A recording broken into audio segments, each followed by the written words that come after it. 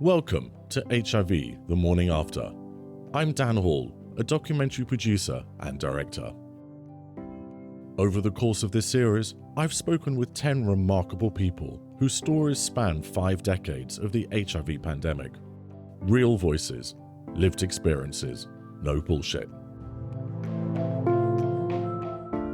And then they said, you have a virus, there is no cure, you've got between 2 and 9 months to live, but you can go home. To the women who fought to be seen and heard. This was the mid to late 90s when I went to my GP and just asked about getting an HIV test. So for him to say, oh no dear, that doesn't affect ladies like you and it could stop you getting insurance was quite shocking for me. To those navigating multiple intersections. Nobody I knew was positive. Everybody, or they certainly didn't know or tell me. So that felt like a huge weight and a huge burden. I knew that all of this intersected with my blackness and my queerness, and they were not inseparable. The mothers living in the storm.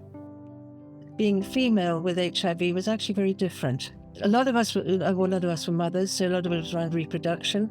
It was things like menstruation, menstrual blood. Is that infected? It was breastfeeding. All trials are all done on men, so actually we assimilate drugs differently to men. Those who confronted their darkest moments. I held on to that idea of suicide as a safety net. If things get too complicated and too difficult, then at least I can end my own life. That's something that I can do.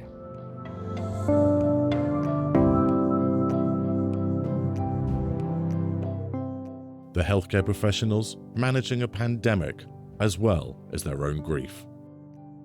As I walked past the church warden, she said, I've never heard anything so wonderful about love.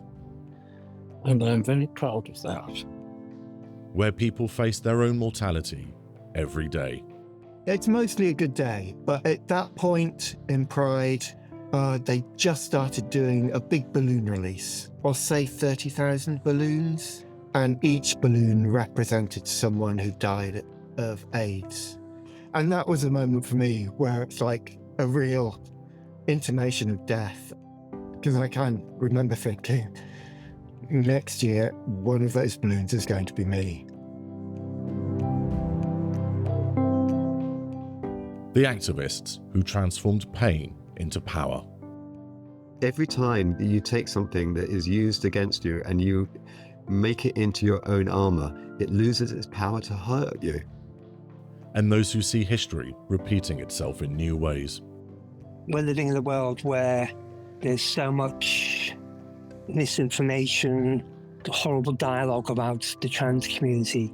I feel they are getting treated just as the gay community were treated back in the 80s. Because ultimately, when facing stigma and hatred... Well, survival is the best revenge, but surviving revenge is also important. In other words, yes, put all your energy into not giving a fuck about what the world thinks of you, but also don't let the anger and the stress get to you. You deserve some peace as well.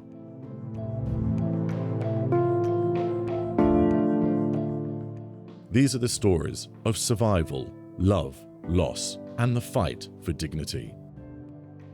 Because these conversations matter. HIV, The Morning After. Episode 1 drops on the 19th of September.